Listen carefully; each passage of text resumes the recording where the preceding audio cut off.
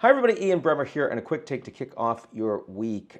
Turning to France, where Marine Le Pen, who has long been the leader of the National Front, now renamed National Rally Party, and principal contender her party to win French elections in 2027, which would be an absolute,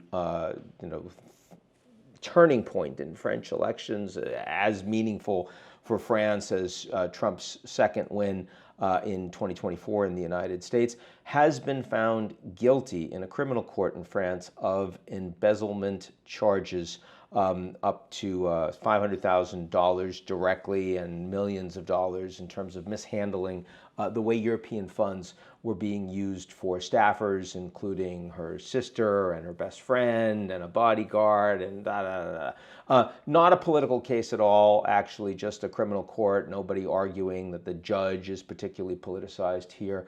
And while 2 of the years of the jail term suspended, the first 2 years she has to wear an ankle bracelet. So we'll probably get video of that real soon. I'm sure it'll be fashionable since it's France. But the point is, this would prevent her from running in 2027.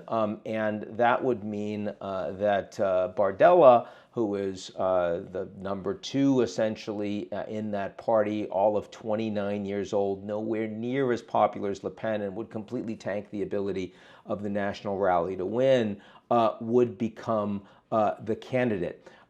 It is too early to say that this ban is going to stand up. She has an appeals process. She can bring it to the French equivalent of the Supreme Court, a constitutional council, to answer what will be called a priority question of whether her immediate 5-year ban from politics before her appeals against the conviction can stand as valid. And there's a very good argument that has been made in the plaintiff's favor in recent cases that this would not stand, and that while her appeals are going on, she would still be eligible to vote, to run, and indeed she'd be able to go through this appeals process through 2027. So what now looks like and is being reported in the English language press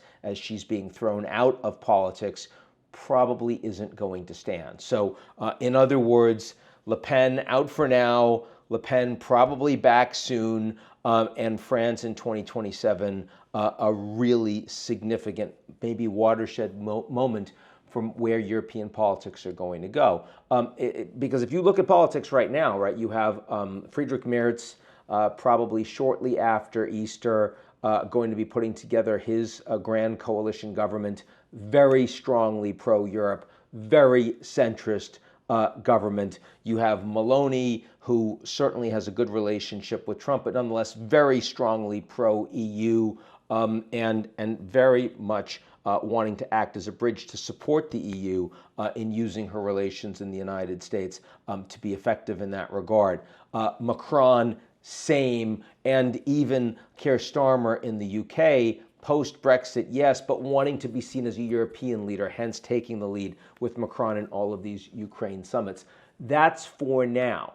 But as we look forward to what politics in 2027, 28, 29 look like in Europe, we could easily see that in Germany, suddenly alternatives for Deutschland could do better, especially if the economy is not doing well, and could force the Germans to be in a position where they would have to enter a coalition with them. In France, very much the National Rally Party and Le Pen still in contention. In the UK, the Reform Party in contention too. So the end of Trump's term for Europe and the transatlantic relationships looks radically different than the beginning of Trump's term, and today's news headlines on France are a blip, not a structural shift. Watch this space, as Le Pen is still very relevant indeed. That's it for me, and I'll talk to y'all real soon.